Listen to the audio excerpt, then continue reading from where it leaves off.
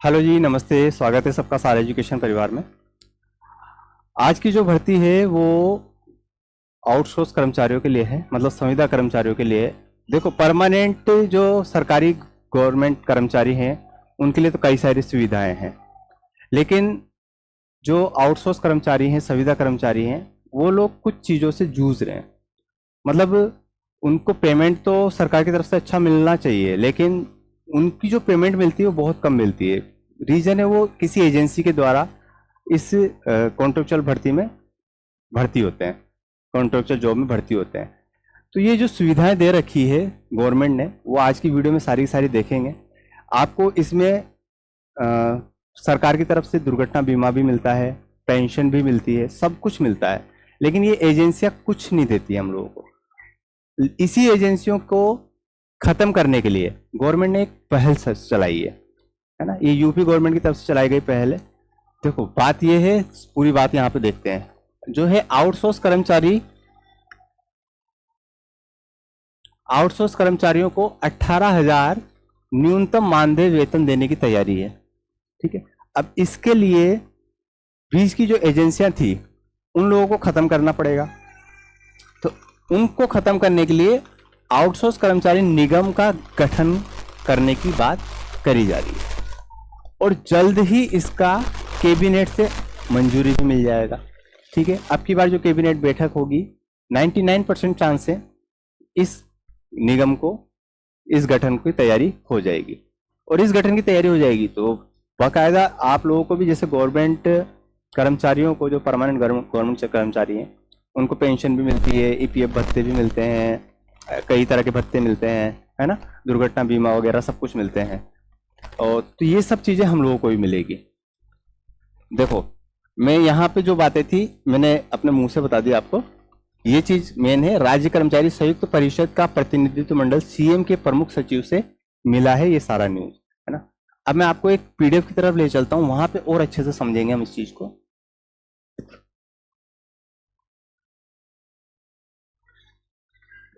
UP में outsource कर्मचारियों को अब एजेंसियों के उत्पीड़न से राहत मिल जाएगी। ठीक है। बात यहाँ पे क्या है, इस संविदा कर्मियों को बड़ी राहत, भर्ती से लेकर सैलरी तक का जिम्मेदारी संभालेगा विभाग। जो आउटसोर्स विभाग बनेगा वो सारी जिम्मेदारी खुद संभालेगा। अब इसके बाद है, यूपी में आउटसोर्स कर्मचारी को अब एजेंसियों के उत्पीड़न से राहत मिलेगी। मतलब जो सुविधा आपको एक्चुअल मिलनी चाहिए वो कभी भी नहीं मिली आपकी। अगर आपकी हो सकता है 18,000 पेमेंट है, गवर्नमेंट की तरफ से 18,000 पेमेंट है, लेकिन आपको 18,000 की जगह 8,000 ही मिला है। बहुत से लोग 4,000 में काम कर रहे हैं, बहुत से 5,000 में कर रहे हैं, बहुत 7,000 में काम कर रहे हैं। जिसका जैसा जॉब है वो उसी तरीके से काम कर रहा है, जिसको जिस कॉन्ट्रेक्चुअल बेस पे भर्ती किया गया वो उस हिसाब से काम कर रहा है। क्योंकि एक मजबूरी है, कुछ ना होने से कुछ तो है ना। लेकिन ये सारी चीजें हमारा हक है, और ये हमारा हक हमारी ये जो एजेंसियां थी बीच की, ये खा रही थी, है ना। अब आगे चलते हैं। जो आपका 18,000 वेतन की बात हुई थी, हमारे जो योगी जी हैं, इन्होंने अपने भाषण में कहा भी था संविदा कर्मचारियों को लेकर कि संविदा कर्मचारियों का जो वेतन है वो यूपी सरकार की तरफ से 20,000 रुपये रहेगा। ठीक है। ये योगी जी का भी बयान है इस जगह पे। और जो 18,000 मानदेय तय किया गया है, ये निगम के जो अधिकारी हैं इनकी जो चर्चा है उसमें ये 18,000 मानदेय वेतन तय किया गया है। हालांकि लास्ट डिसीजन योगी जी का ही रहेगा, मुख्यमंत्री साहब का ही रहेगा। अगर वो 20,000 बोलेंगे तो 20,000 आपका वेतन रहेगा, 18,000 बोलते हैं तो 18,000 रहेगा। ठीक है। यूपी में आउटसोर्स कर्मचारियों को अब एजेंसियों के उत्पीड़न से राहत मिलेगी। आउटसोर्स सेवा निगम के गठन के बाद भर्ती से लेकर तनख्वाह देने तक की जिम्मेदारी निगम ही संभालेगा। एजेंसियों के बाहर करने से सरकार को भी बचत होगी। क्या बचत होगी, नीचे देखते हैं अभी। इसके अलावा कर्मचारियों के भी सेवा लाभ बढ़ेंगे। सूत्र बताते हैं कि निगम के गठन का प्रस्ताव अगली कैबिनेट बैठक में रखा जा सकता है। कैबिनेट से मंजूरी मिलने के बाद कर्मचारी की तनख्वाह और अन्य सेवा लाभ निगम का स्वरूप तय किया जाएगा। आउटसोर्स कर्मचारी की समस्या पर चर्चा करते हुए जिम्मेदार विभाग ने माना था कि कर्मचारियों का चयन और उनका नवीनीकरण करते समय एजेंसियां धन वसूली करती है। बिचौलिया का काम करती है एजेंसियां, और बिचौलिया चाहे करोड़पति हो चाहे रोडपति हो, काम उनका एक ही है, पैसा वसूली। ठीक है। तो यहाँ पे भी वही काम हो रहा था, धन वसूली का। आउटसोर्स एजेंसियां अवैधानिक कटौती करके कर्मचारियों को मानदेय देती है। इसके अलावा सभी आउटसोर्स कर्मचारियों के ईपीएफ और ईएसआई खाते नहीं खुलवाए जाते थे, और जिनके खुलते भी हैं उनमें समय से पैसा नहीं जमा किया जाता। इसकी वजह से कर्मचारियों को ईएसआई और ईपीएफ का लाभ नहीं मिलता है। इन समस्याओं को खत्म करने के लिए ही निगम का गठन किया जा रहा है। अब देखो, आपको दुर्घटना बीमा भी मिलता है, यहाँ पे पेंशन भी मिलती है, आपका ईपीएफ खाता भी खुलाया जाता है, भत्ते भी मिलते हैं, लेकिन कुछ नहीं मिलता। रीजन, बिचौलिए।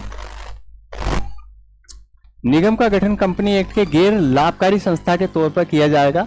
निगम भर्ती की केंद्रीयता व्यवस्था बनाएगा, आउटसोर्स कर्मचारियों की ईपीएफ और ईएसआई राशि जमा करेगा, जिससे उन्हें इससे मिलने वाले लाभ मिल सकेंगे। निगम ही सभी विभागों को आवश्यकता के मुताबिक आउटसोर्स कर्मचारी उपलब्ध करवाएगा। कर्मचारियों को तनख्वाह वेतन खाते में दी जाएगी। इससे स्वतः कर्मचारियों का बीमा हो जाएगा, है ना, क्योंकि कोई भी खाता खुलता है और खासकर गवर्नमेंट एक संस्था के रूप में किसी एक ग्रुप का खाता खुलवा रही है, तो उसका तो निश्चित है कि वो बीमा तय हो गई होगा और मिलेगा भी सही। दुर्घटना या विकलांगता की स्थिति में 30 लाख रुपए तक का भुगतान बैंक द्वारा किया जाएगा उस आउटसोर्स कर्मचारी को। देखो, यहाँ पे सरकार को लगभग 22.5% की बचत भी होगी अगर एजेंसियों को खत्म कर दिया जाता है बीच में से। तो रीजन है उसका कि निगम का गठन होने से सरकार को भी लाभ होगा और आउटसोर्स कर्मचारी को भी अभी हो रहे खर्च में 22.5% की कमी आएगी।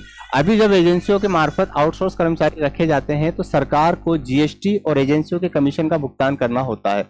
जीएसटी 18% देनी होती है और जो एजेंसियों का भुगतान होता है लगभग 4.5% का होता है। अगर दोनों को जोड़ दिया जाए तो लगभग 22.5% होता है। अगर 22.5% कंपनियों की तरफ ना एजेंसियों की तरफ ना जाके सीधे आउटसोर्स कर्मचारियों की तरफ जाती है, तो आप खुद समझ सकते हैं कि आपकी इजाफा कितना हो सकता है तनख्वाह में।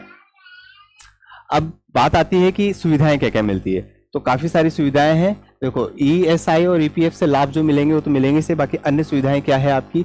सभी महिला कर्मचारी को 180 दिन की पेड मैटरनिटी लीव दी जाती है। प्रेगनेंसी के दौरान आपको 6 महीने का लीव मिलता है, चाहे संविदा कर्मचारी हो चाहे परमानेंट कर्मचारी हो, सबके लिए ये नियम है, लेकिन संविदा कर्मचारी को नहीं मिलता था।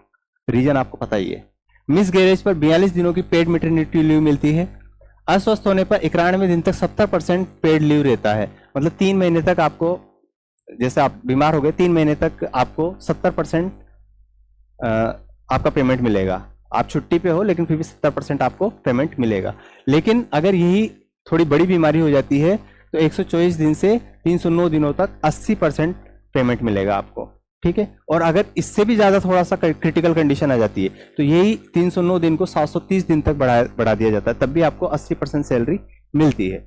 अब देखो, ईएसआई चिकित्सालय और ईएसआई से संबंध चिकित्सालयों में कर्मचारियों को मुफ्त इलाज और जांचें होती है। एक चिकित्सालय है, हर राज्य के अंदर होता है ये ईएसआई, ठीक है। यहाँ पे जो चाहे परमानेंट अधिकारी हो, गवर्नमेंट कर्मचारी हो या फिर संविदा कर्मचारी हो, सबके लिए यहाँ पे मुफ्त इलाज की सुविधा होती है। तो ये भी यहाँ पे मिलेगी आपको। ईएसआई चिकित्सालय संस्थानों में मेडिकल और नर्सिंग कोर्सों की सीटों को आउटसोर्सिंग कर्मचारियों के बच्चों के लिए निर्धारित सीटों का आरक्षण सुनिश्चित किया जाता है। जिस कैटेगरी के आपको, उस कैटेगरी के हिसाब से जो आरक्षण मिलना चाहिए आपको, वो मिलेगा यहाँ पे। कर्मचारी की मृत्यु होने पर अंतिम संस्कार के लिए 15,000 रुपये परिवारजन को दिए जाते हैं। दुर्घटना में मृत्यु होने पर 2.5 लाख से 7 लाख रुपए तक का परिवारजन को मिलता है, ठीक है। जैसा इनका नियम कहता है उस हिसाब से आपको पेमेंट वहां पे मिलेगा। 2.5 भी हो सकता है, 3.5 भी हो सकता है, 5 भी हो सकता है, 7 भी हो सकता है। सेवा अवधि पूरी करने के बाद पेंशन की सुविधा भी मिलेगी। पेंशन सबसे बड़ी राहत होती है एक रिटायरमेंट कर्मचारी के लिए। हर परमानेंट कर्मचारी को तो मिलती है वो सुविधा, लेकिन संविदा कर्मचारी को नहीं मिल पाती है, जबकि प्रावधान है ये संविधान के प्रारूप में जो रखा गया है वो चीजें हैं ये, लेकिन बीच में जो लोग हैं वो संविधान की बात ही नहीं चलने देते हैं, है ना। सारी चीज कमजोरियों को देखते हैं, लोगों की कमजोरियां क्या है, लोगों का कमजोर नस क्या है, उस चीज को पकड़ते हैं, उस दुखती रख को पकड़ के उसको लेके चलते रहते हैं। बेचारे हम लोग भी चलते रहते हैं, क्या करें। देखो, यहाँ पे पेंशन की सुविधा मिलेगी, सबसे बड़ी बात यह है। और कर्मचारियों की मृत्यु के बाद पत्नी अथवा माता पिता को पेंशन मिलेगी। निगम बनने के बाद सरकार से जो सुविधाएं मिलती है वो क्या चीज है, ये तो आपका हक है, ठीक है। प्लस सरकार जो अपनी तरफ से सुविधाएं देती है वो क्या देती है, 1 वर्ष में 12 आकस्मिक अवकाश देती है। 10 दिन अगर चिकित्सालय अवकाश चाहिए, मेडिकल वाले अवकाश जो होते हैं वो चाहिए। ये तो आकस्मिक अवकाश का मतलब जो आपको कोई इमरजेंसी होगी, शादी में चला गया या फिर कोई कुछ भी XYZ कोई भी काम हो गया आपका, वो 12 अवकाश है, ठीक है। प्लस आपकी कोई तबीयत खराब होती है तो उसके लिए 10 दिन का अवकाश है। अशासकीय काम से मुख्यालय से बाहर जाने पर टीए और डीए भी मिलता है। यहाँ पे आप अगर बाहर जाते हो, आपको बोला जाता है कि जैसे आप फलाना जगह पे काम कर रहे हो, आपको फलाना जगह पे जाके ये फाइल दे के आनी है, या फिर वहाँ पे किसी अधिकारी से मिल के आना है, या वहाँ से वो चीज़ लेके आनी है, ठीक है, तो उसका भी भत्ता मिलेगा आपको। यहाँ से वहाँ तक जा रहे हो तो क्या पैदल थोड़ा जाओगे, भाग के थोड़ा जाओगे, जाओगे तो किसी गाड़ी से, उसमें पैसा लगेगा, है ना, उस पैसे को भी देती है आपको, डीए भत्ता बोलते हैं उसको, ठीक है, टीए डीए भत्ता। सामान्य मृत्यु पर 2 लाख रुपए दुर्घटना और मृत्यु पर 5 लाख रुपए दुर्घटना भुगतान किया जाएगा। लड़कियों को विदेश में पढ़ाने पर भी मदद मिलेगी। इनको क्या मदद मिलती है? आउटसोर्स कर्मचारियों के लिए वेलफेयर फंड का भी गठन किया जाएगा। ये वेलफेयर फंड का गठन जो करेगी आपकी आउटसोर्स निगम ही करेगी और वो इसका संचालन करेगी।